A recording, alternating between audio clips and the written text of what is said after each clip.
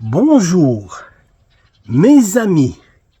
Le réveil du XXIe siècle est à la porte de l'Europe et à la porte du monde entier. La clé, c'est l'unité des chrétiens et de l'Église. Jésus-Christ se révèle au cœur par l'Esprit Saint. L'Esprit Saint, toc, toc, toc, il toque à la porte du cœur et dit: est-ce que tu veux rentrer? Est-ce que je peux rentrer dans ton cœur plutôt? Donc le Saint-Esprit vient à la porte de nos cœurs pour y siéger et frappe à la porte. Tu peux répondre oui ou non. C'est toi qui décides. L'Esprit Saint laisse ton libre arbitre et il ne t'obligera jamais à faire quelque chose que tu ne veux pas sans ta volonté ou ton consentement. Il y a eu plusieurs réveils dans tous les siècles depuis la venue de Jésus sur la terre.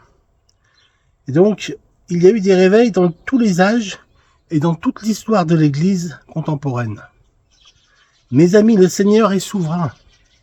Et ce que sa parole a décidé, eh bien, par sa bouche, comme une épée à double tranchant, eh bien, elle s'accomplira certainement.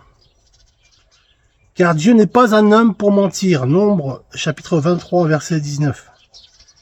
Sauf que pour ce réveil qui s'annonce, la moisson est grande et les ouvriers sont là. Le Seigneur a bien l'intention qu'il dure ce réveil. Vu les dégâts et les désastres, les dévastateurs que cette guerre va causer. Car il y aura des dégâts, il y aura des victimes, des vies seront sacrifiées au nom de la liberté, de la conquête de territoire, de la religion. Et le désastre des vies humaines qui vont tomber sur le champ de bataille, sur le champ d'honneur. Tout cela pourquoi? Pourquoi, mes amis? Pourquoi alimenter la haine? Pourquoi les gouvernants sont assoiffés de feu et de sang? L'Église a son mot à dire, car le réveil, pour qu'il dure, doit être solide. Amen. Dieu veut un peuple à genoux devant lui, qui implore le pardon des péchés, qui se remet en question. Et cela marche par l'unité, car sans l'unité, rien ne se fera. C'est impossible. Ce qui est impossible aux hommes est possible à Dieu. Tu ne peux pas gérer des millions d'âmes qui arrivent comme ça tout seul dans la nouvelle vie, dans le recommencement de la vie chrétienne. Cette vie nouvelle. Après la nuit vient le jour. Amen. Là, le soleil se couche, là, vous voyez. Tu n'es pas John Wesley, qui a connu un grand revival, un grand réveil. Non, tu ne l'es pas. Tu n'es pas John Wesley. Tu es un chrétien du XXIe siècle. On devrait être des milliers à prier à genoux pour demander le salut des âmes, que les âmes qui se sont perdues puissent vraiment retrouver le salut que donne Jésus-Christ. Dans ce réveil, une première chose que Dieu va faire, une première chose que Dieu va faire, c'est qu'il va ramener le travail d'équipe. Excusez-moi, c'est avec tout l'amour que j'ai dans le corps de Christ et dans la connaissance et l'engagement dans le corps de Christ que j'ai. Le système pyramidal n'est pas bon. Non. Il n'était pas dans la Bible. Rappelez-vous des premiers chrétiens, des chrétiens de l'Église primitive. Ils mettaient tout en commun. Amen. C'est-à-dire qu'ils participaient tous participaient aux dépenses des uns et des autres. Ils mettaient tout en commun. Et c'était là le centre et donc le bien fondé du fonctionnement de l'Église primitive. C'est un travail d'équipe et on partage les ressources. On est ensemble, tous ensemble, oui. Je suis un supporter de l'Olympique Lyonnais.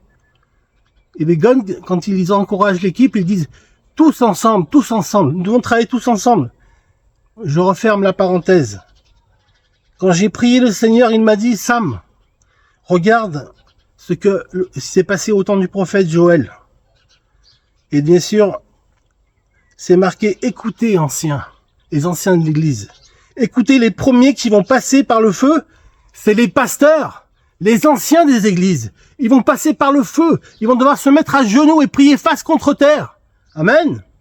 Ce sont les responsables des églises. Et oui, parce qu'ils sont responsables des fidèles, des paroissiens. Ils sont responsables aux yeux de Dieu de leurs paroissiens.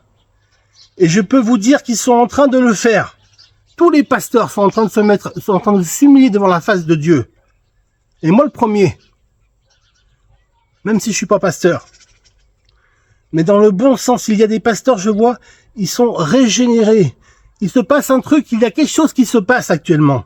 Dans le monde entier. Un réveil spirituel.